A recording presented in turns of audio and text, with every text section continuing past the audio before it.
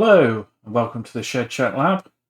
Today on the bench we have this Sony MX-12 mixer. I purchased this online for 15 UK pounds, which included the postage. Listed as spares or repairs. I'm not too sure if there's anything wrong with it at all, but we're going to have a look through and see what it's all about. So in one of the other videos you might have saw my 8-track player, and I wanted something to be able to switch inputs into that, because there is a sort of phono input. So I've got a cassette player plugged in at the moment, but I want something that was switchable so I could have more than one input as such. So when I spotted this, I thought it'd be ideal as a way of getting inputs into the amp as such, giving me the opportunity to adjust the volume as well as switching into different inputs. So this is actually a mic mixer for an old reel-to-reel tape recorder, but I believe it should be okay for line inputs. There's attenuators on it, and as you can see, phono inputs as well as jack inputs. Taking a quick look inside before we actually power it up, you can see where it's battery powered.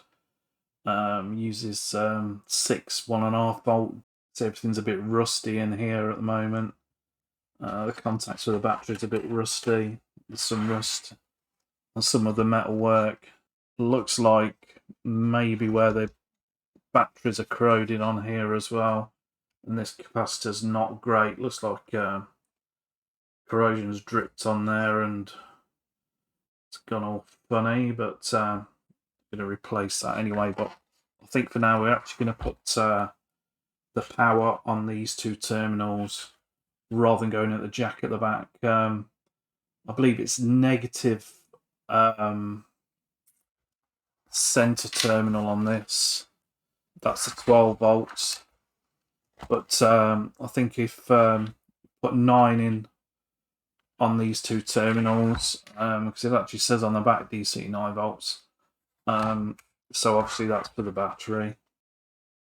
So we'll power it up from 9 volts straight from here, and then it's avoiding this capacitor. It's going straight to probably the switch on the front, the power switch. So I think we'll power it up from here on the 9 volts. I'm going to worry about that capacitor then, and put signal in and see what we get out from the outputs. So I've got the bench power supply set up to 9 volts. Got it attached on the negative terminal of the battery. So onto the switch here, because this wasn't very easy to get a connection on, so traced it to the switch and connected onto the switch. So on powering on, we can see the needles move on the meter, and also the battery check needles showing up, so that's all good. So we have a 1 kilohertz tone being generated by the signal generator going directly into the scope at the moment, just to get that set up. Now we're just going to attach the leads from the signal generator into the back of the mixer input, and attach the output to the scope. We've got the outputs going to the scope, and this first channel is coming from the signal generator, so I'm going to try that first. So just switching on.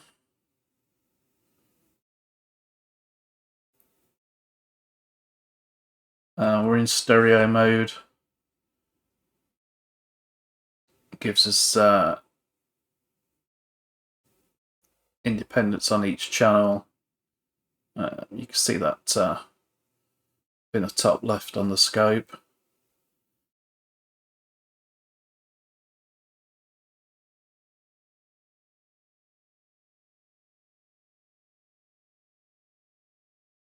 And on the meters here, pretty similar. Master volume,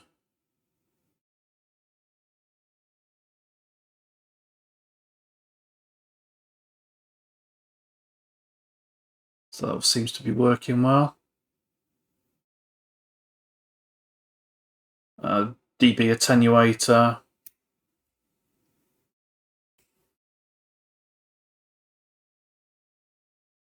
Probably not going to use that anyway. Like I say, this is just for an input as such. So you can have 3 channels.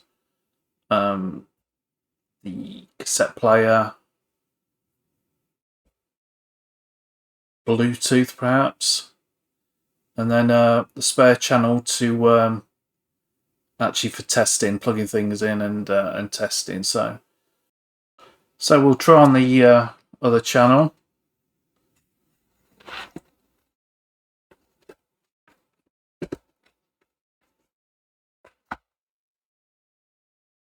Same thing again here.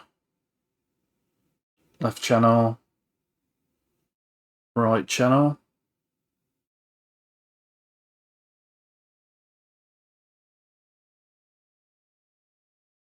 I'm not too sure how accurate the meters are.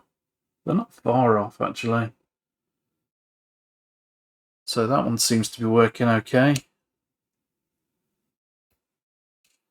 The switch is dirty anyway, clicking it the first time. So that seems okay. Let's try the third channel.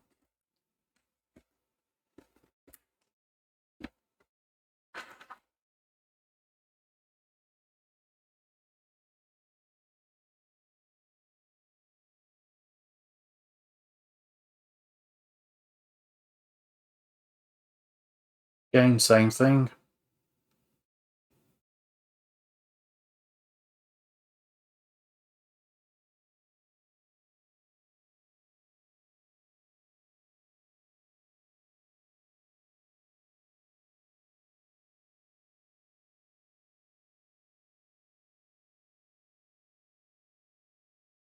The 20 dB switches seem to work as well. Stereo switch. Stereo mono. Whilst in stereo, left and right channels independent.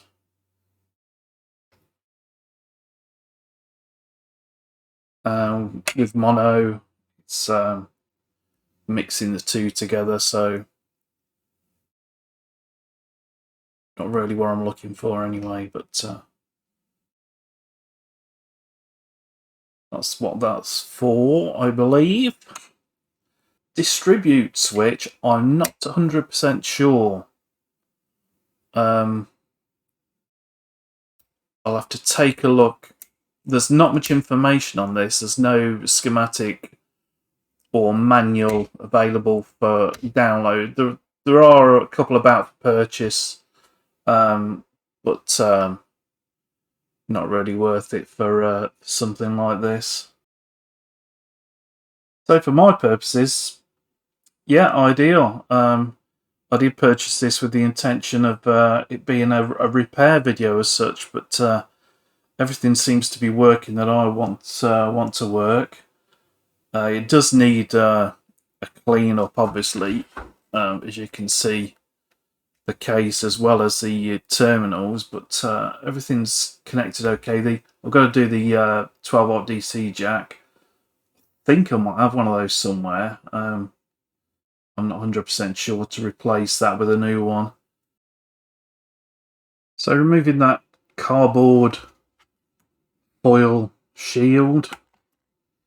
The board looks very nice actually. The components, yeah, I mean there's a lot of capacitors there that could do with being replaced, but at the end of the day it's working at the moment. I'm not going to do that. Maybe this one across the voltage line, but obviously there's not been a lot going through this, I won't think. Obviously 12 volts at the max, and I think it was drawing on the bench power supply sort of 0.02 of an amp, if that. And I've just had to swap. I had to swap it to another bench supply because the that one was making a mess on the scope as such. There's some interference there. So yeah, I'm just going to put this back together, give it a clean. So there you have it, the Sony MX-12 mixer. Not a repair video as such, but hopefully it was something unusual that you've not seen before. Next time you'll see it will be in a moment cleaned up and on the shelf and playing some royalty-free music. You know how it goes, got to watch that. Nothing missing. I mean, it's got some scratches, obviously, as you can see. I'm not too sure what this is all about. One of the markers is missing. These things. It's just a mark where the levels are, just manually. Whether it's something I can just 3D print or it doesn't really matter, to be honest. So yeah, I'll show you that working anyway in a moment. So I'm using my 8-track player amplifier as the output, so I like the warm sound of that. And the cassette deck there is going to be on input 1.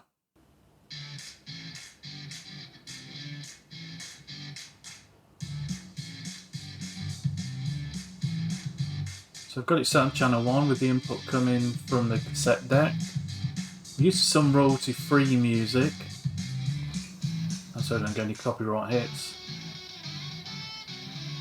And that's the cassette deck playing through channel 1. So this is the music coming through channel 1. And through channel 2 I'm using a Bluetooth adapter which is being played from the iPad, and 3 is an input coming from the PC playing the same music.